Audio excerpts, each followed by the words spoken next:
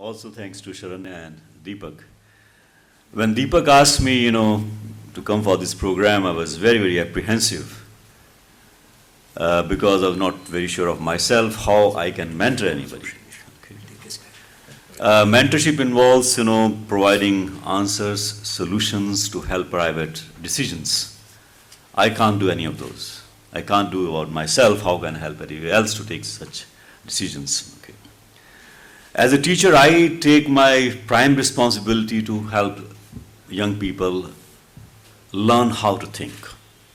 That's the only thing I take my responsibility as. Okay. Learning how to think about yourself, about the world around you. Okay. Now, thinking involves, you have to be free to think. That's very important. Okay. And there is kind of inherent contradictions between decision-making and thinking. Okay. Decision-making processes are always constrained by what you want. Okay.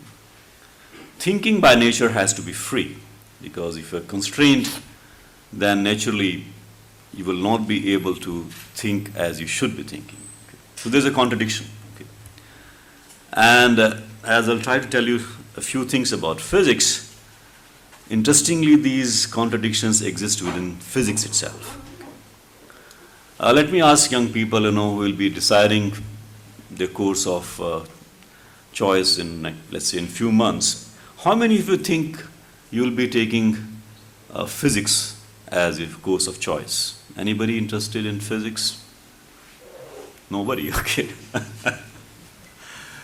All right. Now, all of you read newspapers, you are connected on the internet, interested in what's happening in the world of sciences, for instance. What was one of the most important news coming from physics in the past few months? Can somebody tell me about that? One of the most important, yes, yeah.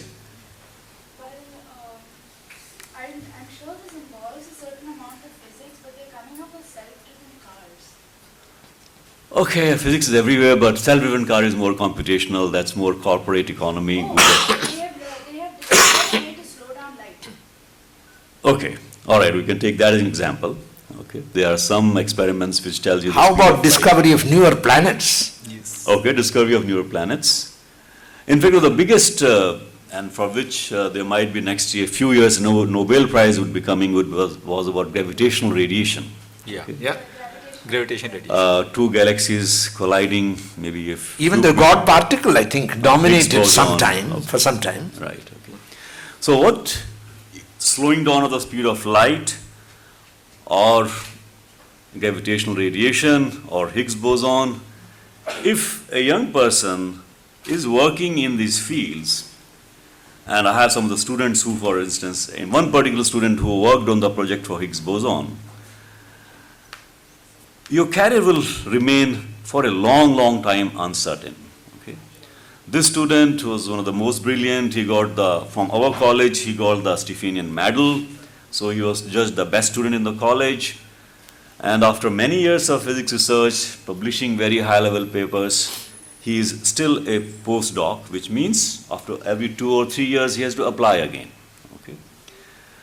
That's indicative of a situation in which means that the research in pure physics has less and less funding, which means there are less and less permanent positions if you want to continue with research in pure physics. So why do you choose physics? And in fact, if anyone were to come to me, and if you even have a slight interest in physics, I'll try to shift you towards choosing physics. Okay?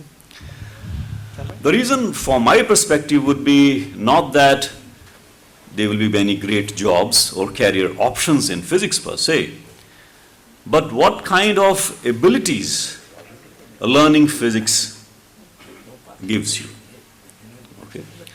There are some very specific kind of cognitive abilities which learning in physics provides. And once you have those abilities, okay, the world is open for you. Okay. And here I would like to again, take a contrarian viewpoint. Okay. See, we get bogged down about, okay, what to choose, what not to choose.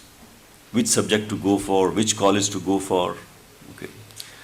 So there is a kind of, overemphasis on making a choice. Okay. I think that's a wrong way to look at things. Okay. It's not what choices you make which make you what you're going to be. It's what you make of those choices. Your life is too long now.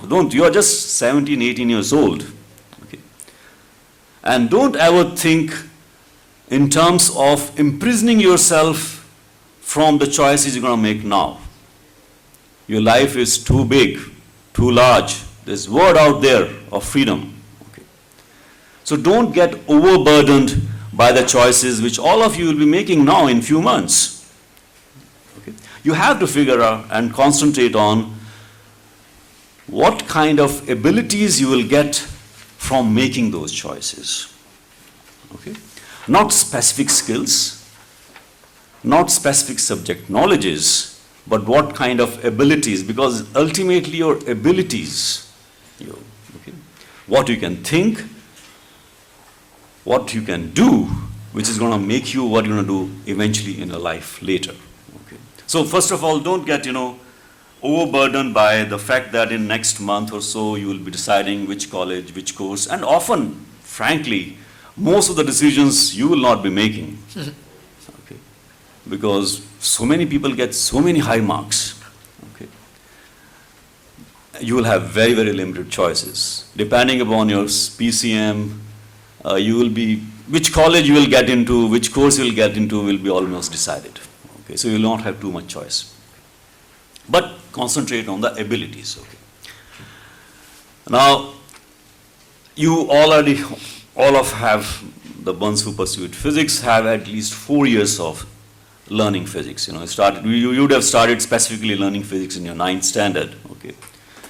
Then many of you would have also taken coaching classes for entrance examinations of IITs or for other courses. Okay. Now, my understanding is that both the school physics,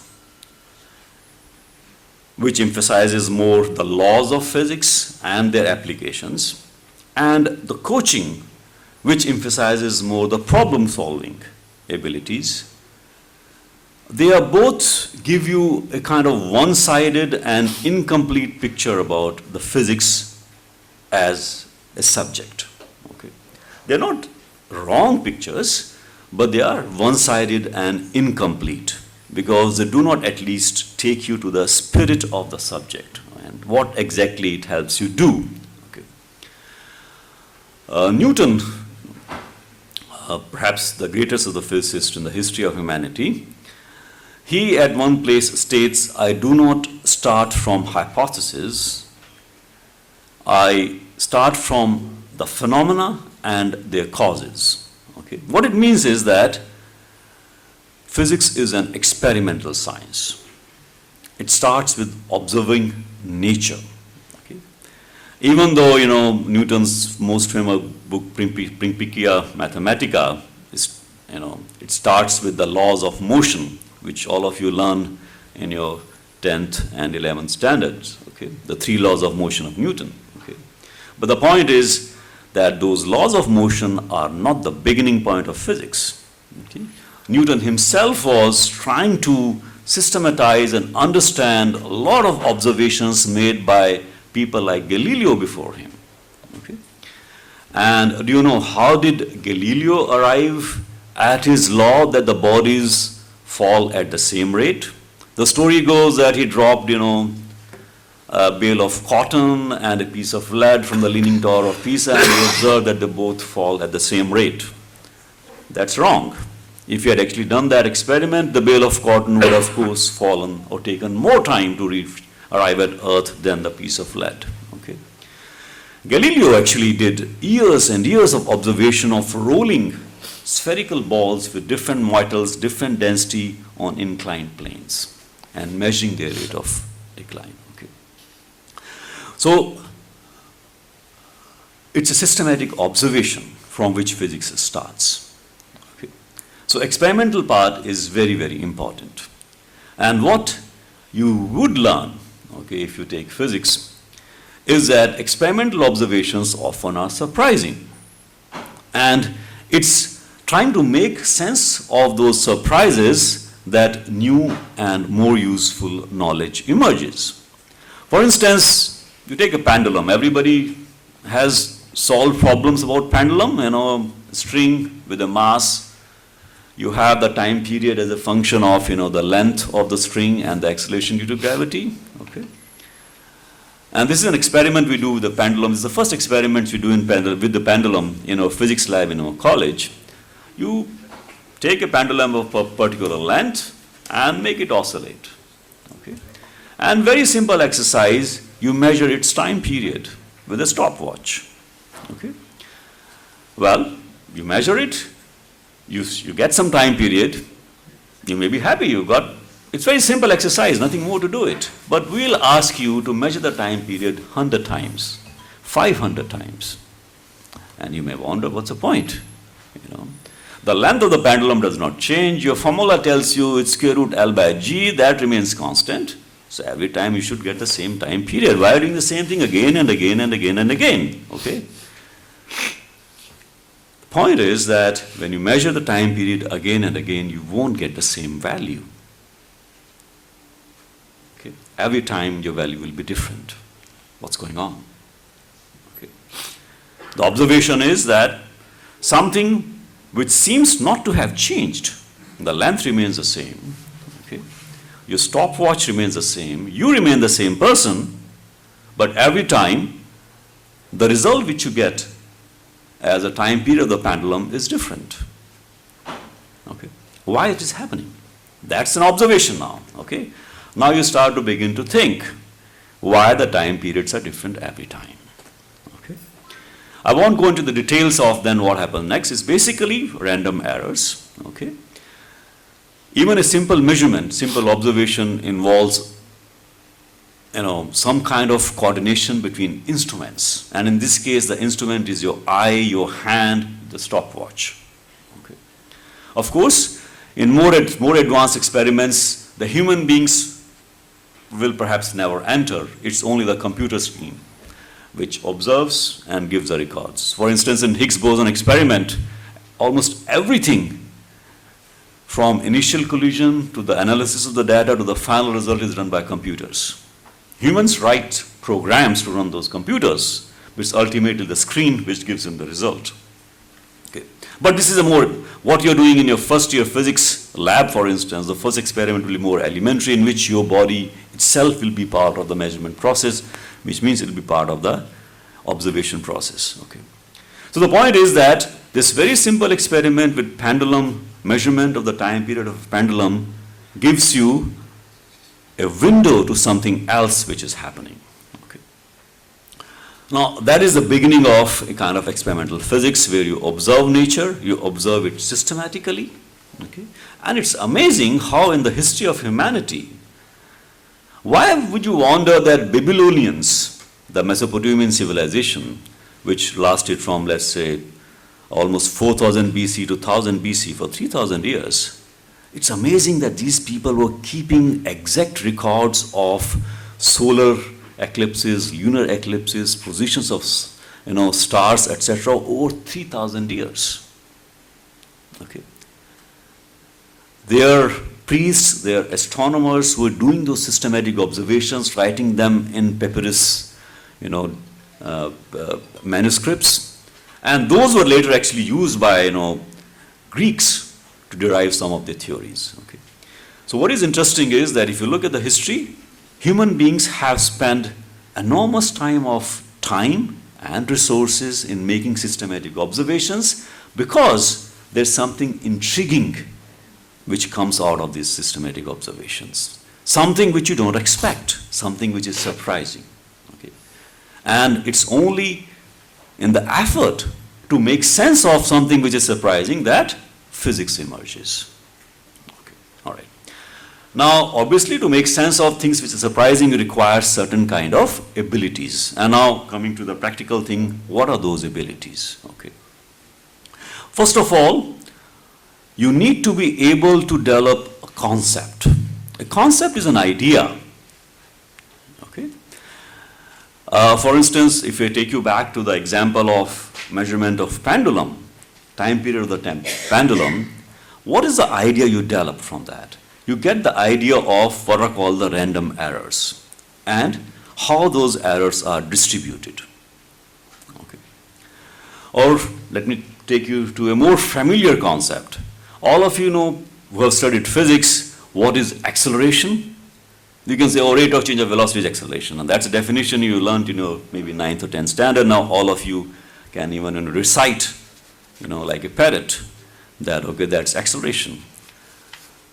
Human beings took thousands of years to get to the idea of acceleration. Even the concept of rate of change was only after calculus came out nearly 300 years ago. Before that, human beings couldn't think of. Aristotle, who some think was perhaps the brightest human being ever born, he couldn't think of acceleration, which now you guys understand even in 9th and 10th standard. Okay? So concepts they require thinking, obviously. Okay? So ability to form concepts and understand concepts is first thing which physics requires, and while learning physics, you develop that ability. That's one ability you will develop in physics. Okay. Other thing in physics is the relationship between concepts.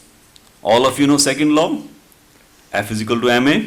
Okay, what is it? It's a relationship between acceleration, inertial mass, and force, okay, which you call the law. So how to relate concepts is a second ability you learn in physics. Okay.